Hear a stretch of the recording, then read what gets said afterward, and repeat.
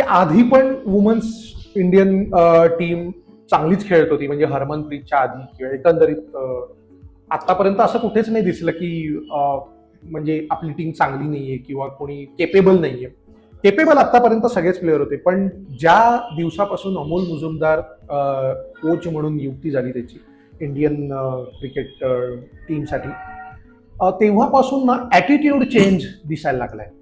तेव्हापासून तो जो एक विनिंग ऍटिट्यूड बद्दल आता आपण सारखं बोलतोय, तो ऍटिट्यूड किंवा एक सेल्फ कॉन्फिडन्स असतो ना प्लेअरला की यार मी पण करू शकतो, सो वॉट मी नवीन आहे, सो वॉट मी पहिल्यांदा डेब्यू करतेय, किंवा सो वॉट मी आतापर्यंतच्या मागच्या 2 मॅचेसमध्ये माझा परफॉर्मन्स नाही झाला, सो वॉट, तरी सुद्धा मी ह्या मॅचमध्ये कमबॅक करू शकतो. सो तो एक इनर ऍटिट्यूड आणि कॉन्फिडन्स असतो ना, तो कुठेतरी मला अमोल मुजुमदार आल्यापासून तो दिसायला लागलाय प्रत्येक टीम मेंबर्सच्या बाबतीत.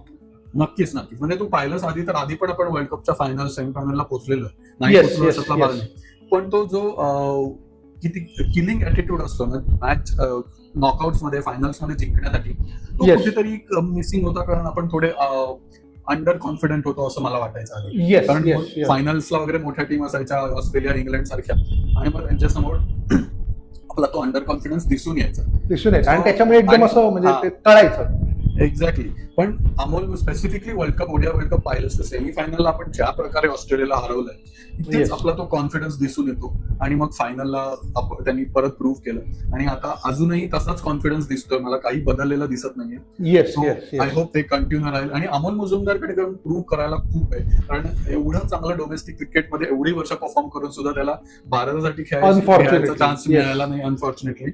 So now he has to prove something to the world की तो या लेवलचा आहे, आणि तो करतोय. आता त्यांनी ऑलरेडी केलेला वर्ल्ड कप जिंकून. Absolutely can do it again, I think. आणि मला असं वाटतं की म्हणजे तो दिवस पण दूर नाही जेव्हा अमोल मुजुमदार, म्हणजे कदाचित आय डोंट नो, की गौतम गंभीर नंतर there is a high chance for Amol Muzumdar to coach men's Indian team as a head coach.